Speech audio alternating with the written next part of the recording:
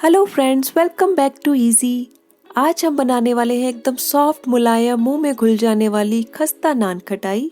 नान खटाई बचपन से ही मेरी फेवरेट है और मेरे होम टाउन की नान खटाई बहुत फेमस हुआ करती थी।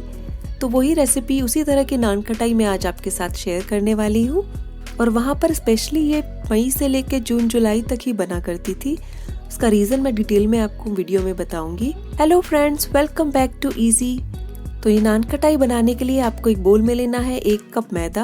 आप चाहें तो मैदा की जगह पे गेहूं के आटे का भी इस्तेमाल कर सकते हैं, उसको छान कर ले लीजिए। मैंने दोनों से बनाई है और मैं एंड में आपको दोनों का रिजल्ट दिखाऊंगी। गेहूं के आटे से भी अच्छी बनती है। आधा कप बेसन इसमें ऐड कर देंगे। ये बहुत ही अच्छा नटी और यूनिक सा फ्लेवर देता है ये नान खटाई को। और आधा कप ही पिसी हुई चीनी हमें लेनी है। आधा कप ही इसमें घी इस्तेमाल होगा। तो बहुत ही सिंपल रेसिपी है। अब इसमें डालेंगे 2 टेबलस्पून बारीक वाली सूजी, इससे टेक्सचर बहुत अच्छा आता है। आधा टीस्पून बेकिंग पाउडर इसमें ऐड कर देंगे और साथ ही डालेंगे 1/4 टीस्पून या फिर 1-2 पिंच नमक। हल्का सा नमक डालने से स्वीटनेस बैलेंस रहती है, बहुत अच्छा फ्लेवर आता है। इन सबको मिक्स करते हुए छान लेंगे। जैसा कि मैंने आपको वीडियो के शुरू में बताया था कि हमारे एरिया की नान खटाई बहुत ही फेमस है। तो वहाँ पर स्पेशली ये मई जून से लेकर जुलाई अगस्त के सीज़न में मिलती है, क्योंकि इस समय पे घी नॉर्मल टेम्परेचर पे पिघला हुआ रहता है। तो वो मेल्ट इन माउथ टेक्सचर जो नान खटाई का होता है वो उस समय पे मिलता है। अब फ्लेवर के लिए मैं इसमें ऐड कर रही हूँ थोड़ा सा इलायची पाउडर, जो कि ऑप्शनल है लेकिन बहुत ही अच्छा फ्लेवर देता है नान खटाई में। अब बस इसमें जाएगा आधा कप घी। ये रूम टेम्परेचर घी है, नॉर्मल गर्मी का सीज़न है तो ये पिघला हुआ है तो कोई प्रॉब्लम नहीं है। आपको ज़रूरी नहीं है कि इसको फ्रिज में रखकर आपको थोड़ा सा इसको सॉलिड फॉर्म में लेकर आना है। बहुत ही फॉरगिविंग रेसिपी है। आप जिस भी स्टेट में है नॉर्मल घी यूज़ कर सकते हैं। अगर हल्का हल्का जमा हुआ है तो वो भी इस्तेमाल कर सकते हैं, या फिर मेल्टेड है तो वो भी ले सकते हैं। बस अब मैं इसको धीरे धीरे चम्मच से मिक्स कर दूंगी जितना हो पाएगा। उसके बाद फाइनली तो हमें इसे हाथ से ही गूंदना होगा। तो मैं इसको इस तरह से उंगलियों से मिक्स करते हुए धीरे धीरे मिला लूंगी, जिससे कि ये घी के साथ मिक्स होकर डो की शेप ले लेगा। आपको ध्यान रखना है कि इसमें हमें पानी या दूध कुछ भी और ऐड नहीं करना है, केवल घी से ही इसका डो बनाना है। तो आप थोड़ा सा इसको गूंदते रहिए, धीरे धीरे ये एक साथ आने लगेगा, डो की शेप ले लेगा। अगर आपको लगता है कि घी कम है तो आप 1 से 2 टेबलस्पून घी और ऐड कर सकते हैं, क्योंकि कई बार घी की क्वांटिटी डिपेंड करती है कि आपने जो आटा या फिर बेसन यूज़ किया है वो किस तरह का है, या फिर घी जमा हुआ है या मेल्टेड है, तो उसकी वजह से भी उसका वॉल्यूम जो है वो बदल जाता है। But in general half cup घी में परफेक्टली हो जाता है।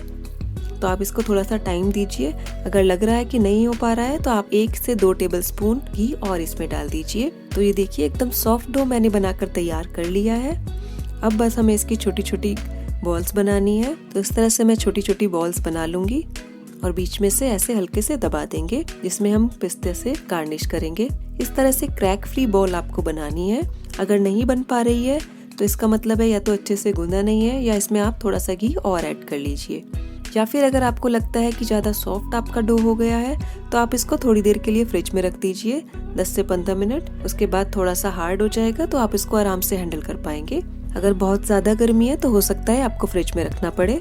मेरे यहाँ का टेम्परेचर अभी 25 डिग्रीज है तो मुझे फ्रिज में रखने की ज़रूरत नहीं है, तो मैं आराम से इसको बना पा रही हूँ। तो यहाँ पर सारी नान खटाई मैंने बना कर रख ली है। ये लगभग 22 नान खटाई डो में से रेडी हुई है। तो आपकी भी लगभग 20 से लेके 24 तक बन सकती हैं, डिपेंडिंग ऑन आप किस साइज़ की बना रहे हैं। अब बस इसको बीच में से हल्का सा दबा देंगे और इसके ऊपर मैं बारीक कटे हुए पिस्ता लगा दूंगी। तो हमारी सारी प्रिपरेशन हो गई है। अब हम इसे बेक करेंगे प्री हीटेड ओवन में 165 डिग्रीज पर 12 to 15 मिनट्स के लिए। आप चाहें तो नॉर्मली जैसे हम कढ़ाई में बेक करते हैं नमक डाल के, उस तरह से भी इसको बेक कर सकते हैं लो टू मीडियम फ्लेम पर। तो ये देखिए नान खटाई अच्छे से बेक हो गई है, किस तरह से क्रैक्स आ गए हैं। अब आपको इसे ठंडे होने देना है, इसको गर्म में टच नहीं करना है। अगर आप अभी इसको उठाने की कोशिश करेंगे तो ये टूट जाएगी। तो इसको पूरी तरह से ठंडा होने दीजिए। इसी तरह इस समय जब ओवन से निकलती है गरम गरम तो ये बहुत ही सॉफ्ट होती है।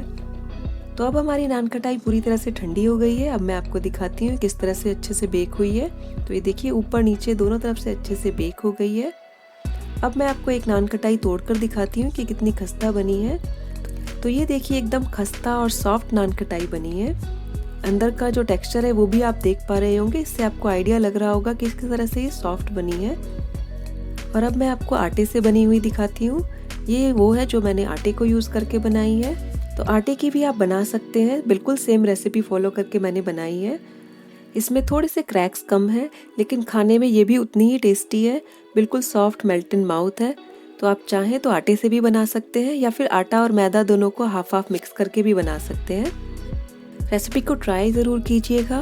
वैसे तो आप इसको कभी भी खा सकते हैं, लेकिन गर्मियों में इसका अलग ही मज़ा है। तो आप एक बार इसको ट्राई ज़रूर कीजिए इस सीज़न में, आपको ज़रूर पसंद आएगी। वीडियो अगर अच्छा लगा है तो please like, share it with your friends and please subscribe to easy. I will come back with another recipe. Thank you.